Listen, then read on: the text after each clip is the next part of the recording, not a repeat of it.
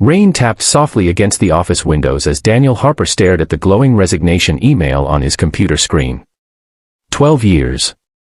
12 long years inside the same gray building, walking the same polished floors, answering the same demanding phone calls, and sacrificing every piece of himself to keep food on the table for his daughter. His fingers trembled above the keyboard while the city lights blurred behind tired eyes. Around him, employees laughed near the coffee station, discussing weekend vacations and expensive dinners, but Daniel could only think about the tiny hospital bracelet still wrapped around his daughter Lily's wrist at home.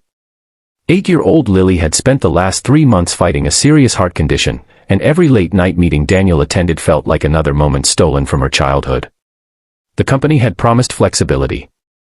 They had promised support. But promises disappeared whenever profits were involved. Last night, Lily had looked up at him from her hospital bed and whispered something that shattered him completely. "Daddy, are you always going to work?" She didn't cry when she asked it. That was the worst part. She had simply accepted it, like a child learning life hurts before she's even old enough to understand why. Daniel sat in silence for nearly an hour after hearing those words.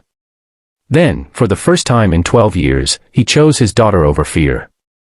His boss had warned him that quitting now would destroy his future.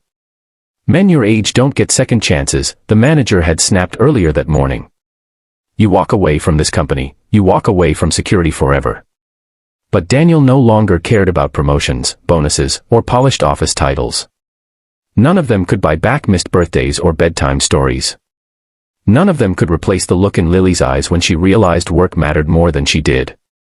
Taking a deep breath, Daniel pressed send. The resignation email disappeared into cyberspace, carrying 12 years of loyalty with it. His co-workers stared as he quietly packed family photos into a cardboard box. Some whispered that he was making a mistake. Others avoided eye contact completely. Nobody understood what it feels like to watch your child slowly believe she comes second. Daniel walked out of the building carrying only the box in his arms and the terrifying uncertainty of unemployment in his chest.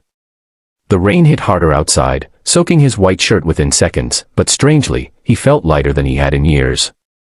He drove home through silent streets, rehearsing how he would explain everything to Lily. He feared disappointing her. He feared losing their apartment. He feared becoming another broken father who couldn't provide. But when he opened the apartment door, Lily ran toward him smiling for the first time in weeks. "You're home early," she shouted, wrapping her tiny arms around his waist. Daniel held her tightly, fighting tears. "And I'm staying home tonight," he whispered. They spent the evening building pillow forts in the living room, eating cheap microwave popcorn, and watching old animated movies until Lily fell asleep against his shoulder. For the first time in years, Daniel felt like a real father again. But peace never lasts long for people who struggle. The next morning, Daniel woke to an eviction warning slipped under the apartment door. His savings were nearly gone after medical bills, and without a paycheck, they had maybe 6 weeks left before everything collapsed. Fear crept back into his chest.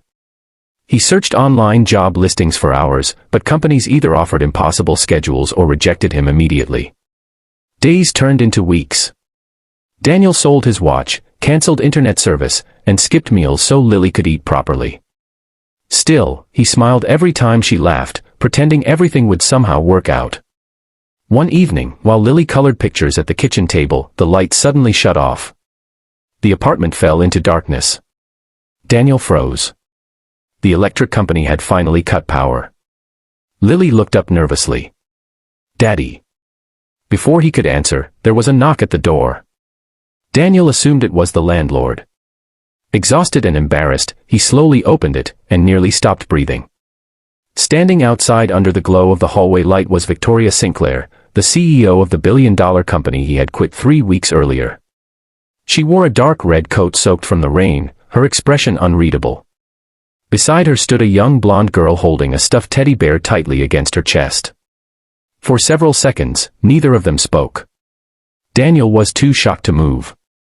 Victoria Sinclair was known across the country as one of the coldest and most untouchable businesswomen in America. Employees feared her. Investors worshipped her. Newspapers called her the Iron CEO. And now she was standing outside his tiny apartment carrying secrets in her eyes. Daniel finally found his voice. "You came all this way." Victoria glanced at Lily sitting quietly in the darkness behind him. Her face softened for just a moment before she looked back at Daniel. "I needed to tell you the truth," she said quietly. Daniel's heartbeat quickened. Victoria stepped inside after he awkwardly invited her in. She looked around the small apartment, the flickering candles, the unpaid bills on the counter, and Lily's drawings taped carefully across the walls. Something about the sight seemed to hit her harder than she expected. Her daughter remained silent beside her, staring shyly at Lily. Then Victoria took a deep breath and revealed the secret that changed everything. "The night you quit," she said, "I overheard what your daughter asked you at the hospital." Daniel's eyes widened. Victoria continued carefully. "I was there visiting my own daughter after surgery. She heard Lily ask if work would always matter more than family." Victoria's voice cracked slightly. "And my daughter looked at me and said, 'Mom, I think I feel like that too.'" Silence filled the apartment. Daniel couldn't believe what he was hearing. Victoria Sinclair, the ruthless CEO feared by thousands, suddenly looked less like a powerful executive and more like a mother carrying years of regret. Tears formed in her eyes as she looked toward her daughter. "You did something I was too afraid to do," she admitted.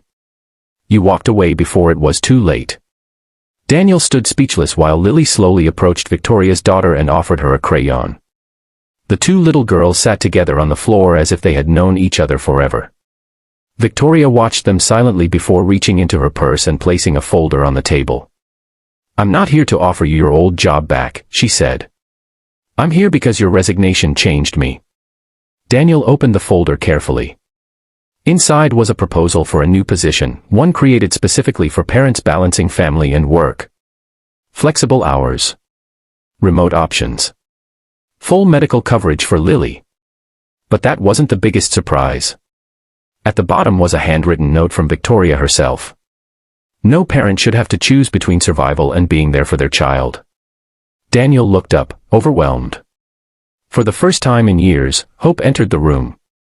Victoria smiled faintly through tears she no longer tried to hide. "Help me build a company where fathers don't have to miss their daughters growing up." Daniel glanced at Lily laughing beside Victoria's daughter in the candlelight, and suddenly every painful moment, every sacrifice, every sleepless night felt like it had led to this exact second.